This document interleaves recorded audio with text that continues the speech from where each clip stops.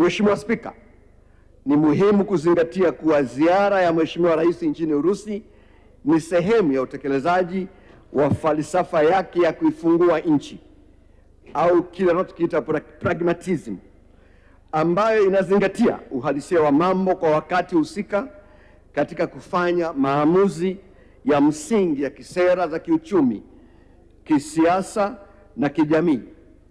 Katika falsafa hii, anapofanya ziara za nchi, Mheshimiwa Rais anaenda kutafuta washirika, yani partners wa maendeleo.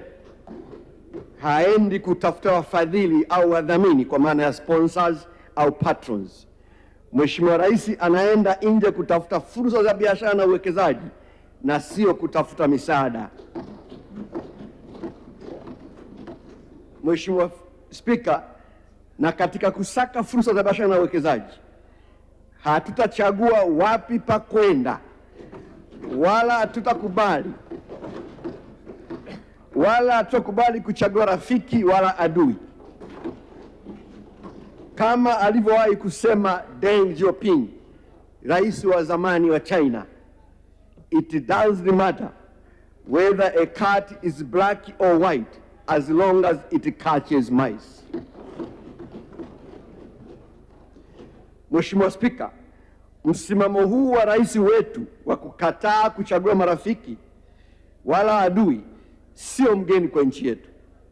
Mara baada ya nchi nyingi za Afrika kupata uhuru miaka ya 60, lilitokea wimbi na shinikizo kubwa la kuzisukuma nchi za Afrika kuchagua upande wa kushoto au wa kulia au upande wa magharibi au wa mashariki kama ilivyojulikana wakati huo.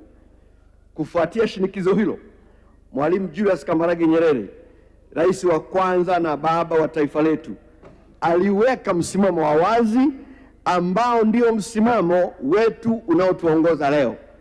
Aliposema, naomba nimnukuu, "We desire friendship with the countries of the East as well as with those of the West, and on the basis of mutual respect and non-interference in internal affairs.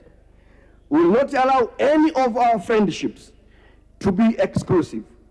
We will not allow anyone to choose our friends or our enemies for us." Mheshimiwa Spika, kwa umuhimu wake naomba kutafsiri maneno hayo. Tunadhamiria kudumisha urafiki na nchi za mashariki na za magharibi kwa misingi ya kuheshimiana, usawa na kutokuingiliana katika masuala ya ndani ya mataifa mengine.